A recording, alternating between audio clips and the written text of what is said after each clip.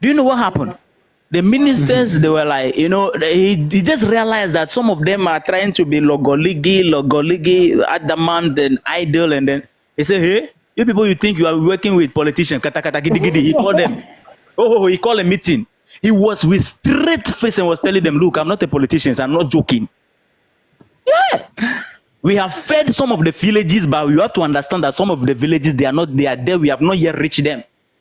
The media in Burkina Faso is not able to go to the ground to go and talk to go and view and record and bring out the bad situation that are in some of the villages, that some people are eating grass over there for you and the public to see, because they are afraid to go to go and do that, because they want to protect the image of Burkina Faso. But you have to understand that. So we have not got to the level we are supposed to get to. Our activities and our service must reach the whole of Burkina, not only beautifying the city. And you have to champion that idea to the people in the village. You have to champion our vision and our work for the people of the village to be affected. We are not joking here. I'm a military man. I'm not a politician. Yes. I respect him so much. Whenever I watch him, his move and his mentality, his brain, my brother, the guy is very smart. He's smart. He's an African man. He's well educated. White people is right now watching him. White people, this is why I respect him, because white people, they come with all kind of strategies. The first strategy they play was like, we want to help you to build your whatever you want to build in Burkina Faso. We want to help you with this. We want to help you. And his response was, I want to use my resources to build my country, not using your money or your resources. How many of you know that recently United States sent some cars, military, some equipment? Do you know what they did? They brought it without adding any condition to it that we are giving you as a gift. Do you know what he did? The one that came from the United States, the way it came, he was doing the thing like he was very smart, not to say that you are our enemy. Yeah.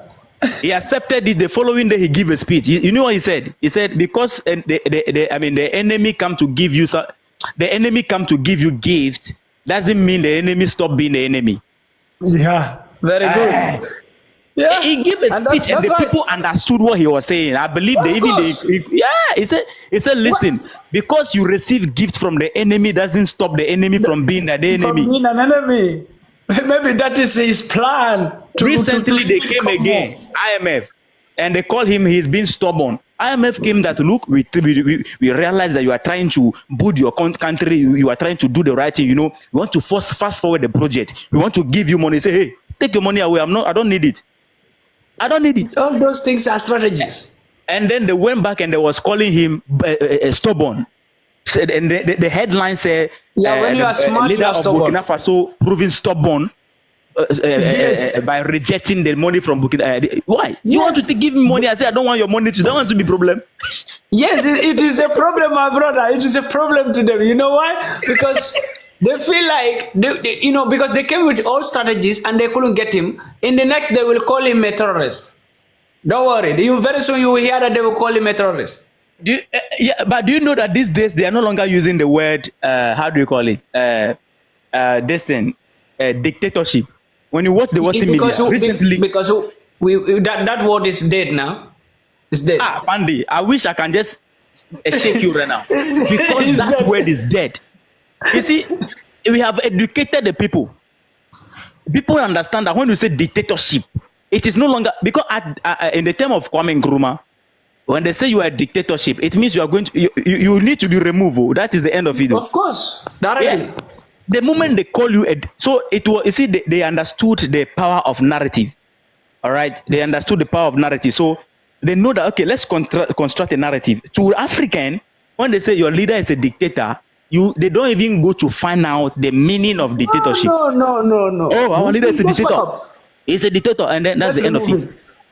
Recently, Ibrahim Traoré, he said it. I published the video. I interpreted. He said, "Look, the incompetence, the incompetent leaders, they are the people where the white man brought the word dictator. The democracy, and they have not sat down to find the foundation, the meaning of the word, democracy. Once Democracy. the enemy give it to them, they also follow and they are going about with it.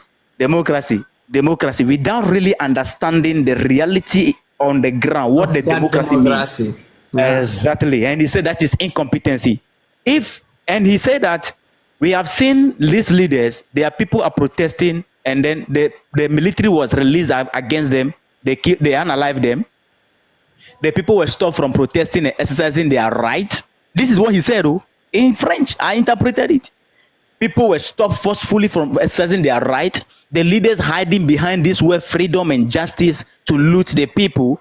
If that is the democracy that they are talking about, please, they should keep it there. They don't want that democracy here. He said, I repeat again, we don't want it here. One thing I was like, one thing I always tell the Westerners, you talk about democracy, but they don't have democracy in Europe. What all they have is human right. They never want to emphasize human right to Africans.